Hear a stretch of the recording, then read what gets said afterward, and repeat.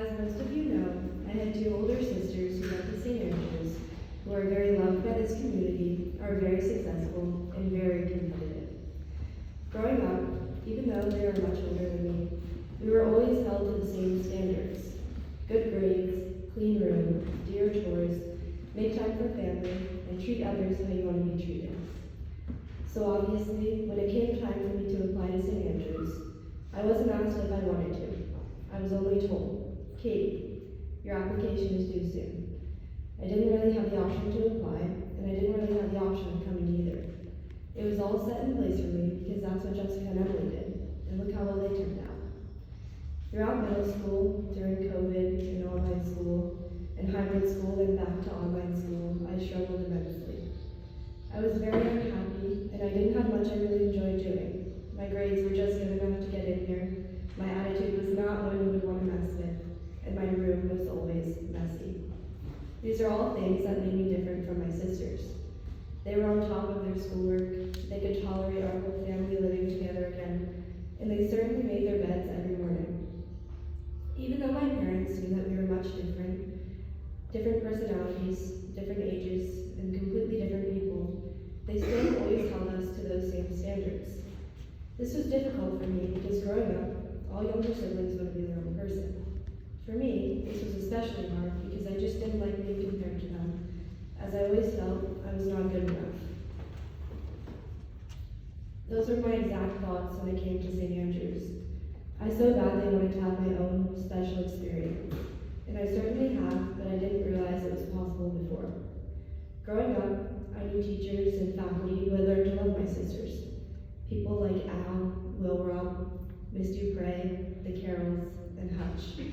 The qualities they loved in them were Jessica's wit, or Emily's determination, or how they both met every person with kindness, no matter what. While these qualities are ones that we share, I felt like there would be an added pressure to my St. Andrews experience. I felt like those people would see the youngest boy and think that I was nothing like my sisters. I'm not as good a soccer player, I'm not as sweet, I don't smile as often, and maybe I'm a bit sassier. I dreaded coming to St. Andrews the summer after 8th grade. I didn't want to. I felt like I wouldn't meet others' expectations. When I finally realized that I didn't have a choice, that my parents wouldn't let me stay home any longer, I should have looked at it in a different light. Maybe I could use this experience as an opportunity to grow, to change, not to become Jessica or Emily, but to better myself. For me, this meant keeping up with the schoolwork, trying my best to appreciate every moment with family, I still struggle with this, and keeping my room clean. I'm still working on this one too. This didn't happen overnight. I had to discover those parts of myself I was disappointed in, the parts that made me different, and in my eyes, not a good different. I knew that coming to a new school where there were already some expectations could be an opportunity for me to become a better version of myself. My first few days at St. Andrews were for field hockey preseason freshman year. I didn't really know anyone on the team except for Parker Friedley, who took me under her wing and made it as enjoyable as possible. Field hockey is not something my sisters participated in, and I immediately felt like it was mine. I didn't feel like there was a competition between me and my sisters, or a pre-expectation of me on the field. Building a connection with that team, a group of people who rarely mentioned my sisters, and who saw me for who I really am, changed everything for me. This is when I realized that there are parts of St. Andrews that don't have to involve my sisters. I can have things that are just my own. I don't have to share all of the same experiences. So I went into freshman year with that mindset, that I can make it my own while still becoming a better version of myself.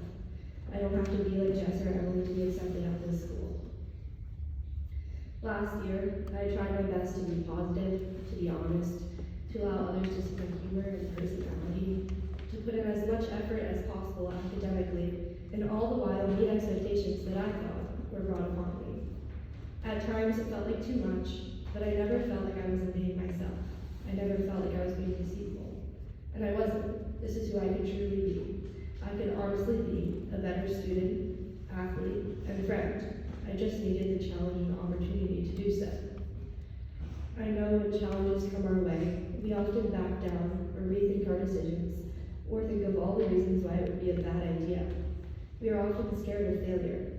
When we are met with expectations that we think don't match who we are, and maybe we step away. But what we fail to realize, most of the time, is that these opportunities are the ones that allow us to grow, to become better versions of ourselves.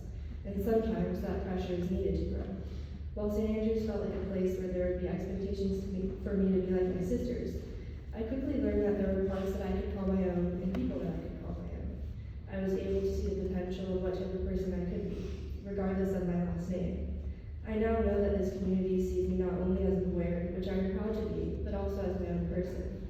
I am grateful for this experience that my sisters have brought upon me, but I am also glad that I've been able to create my own St. Andrews story, one that I will continuously remind myself that I deserve to have, because we are all good enough, and we have all stepped up to this challenge for a reason. Thank you.